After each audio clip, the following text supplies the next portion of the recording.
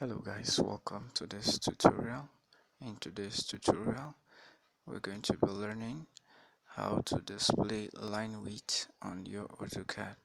It could be frustrating at times to work on your AutoCAD and you have set your line width. As you can see on my property toolbar, it's 0.6 but it's not displaying on my screen, so I don't have a preview of what I have done. So how to make it display, we're going to solve that issue quickly. Just go on your keyboard, just type LW display as a word, no space attached to it on your screen. As you can see displayed on your screen, and press enter on your keyboard. Then it said enter new value for the LW display, which is my line width display.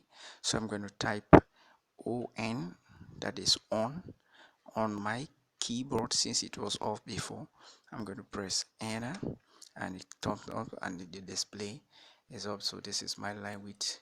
If I pick it, that is 0.6 line width. So I'm going to select this one and I'm going to change it to 0.5 and it comes up. That's it guys, on how to solve the issue of line width not displaying on your AutoCAD. See you in our next video.